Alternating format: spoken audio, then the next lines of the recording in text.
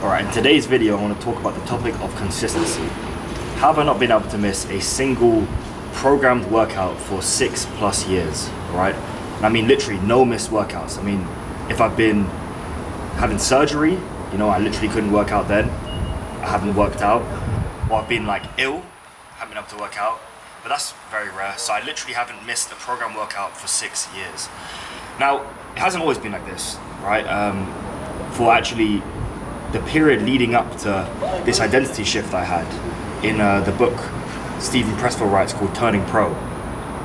The difference between me being an amateur to turning pro, I believe, happened retrospectively at age 16.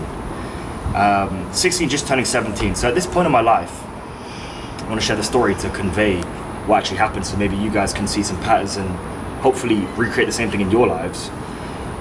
I was just dropped from the Rugby Academy Harlequins, and my goal up to that point had been wanting to be a professional rugby player, so it was definitely like a pretty gutting period, and then on top of that I was in the lower sixth, and I was on the bench for the first team in rugby. So I was coming on sometimes at the wing. I didn't even want to be a wing, I wanted to be a fullback, and I was just incredibly frustrated at this point in my life. I was drifting, I was lost, I couldn't really see a strong enough reason, even though I'd always loved the gym, physiques, etc. Like I couldn't see a reason to go consistently like I was before. Okay, and so I was so frustrated, I ended up actually reaching out to one of my coaches, this big, New Zealand guy who actually played for the All Blacks at one point in time, so I respected him a lot. And when I reached out to him, I was so frustrated, I wanted to sit down and we spoke, we had a deep chat. And I was so emotional at the time, I literally remember crying.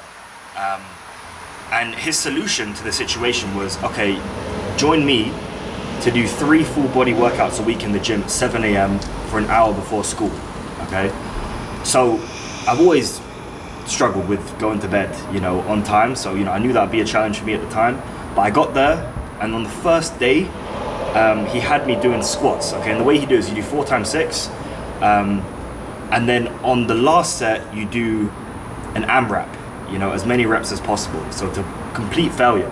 So I remember doing only 40 or 50 kgs, and I did it for 80 reps, or I think 82 reps the first set, and I was completely smoked, right? And then I rest a couple minutes, and we do another set to failure the same way, and I think I got like 60 something, okay?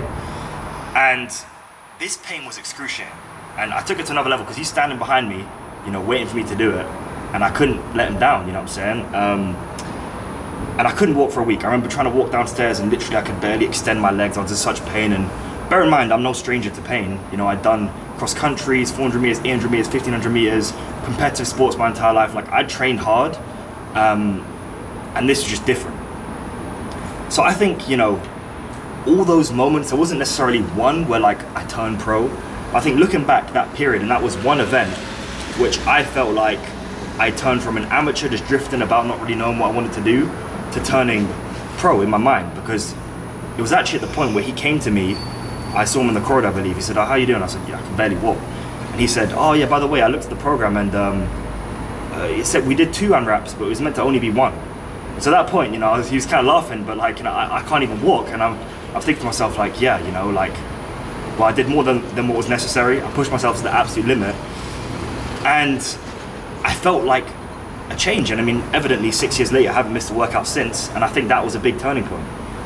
Okay, and maybe this is like the opposite of a sunk cost fallacy, It's almost like I trained so hard, and I pushed myself to such a limit that I almost couldn't let that go to waste. I had to continue that momentum, and it has driven me, now I've competed in bodybuilding shows, I've got on point with the diet, I've literally helped tons of other guys transform their physique, so it's snowballed into, a lot more than what I could have imagined at the time, for sure.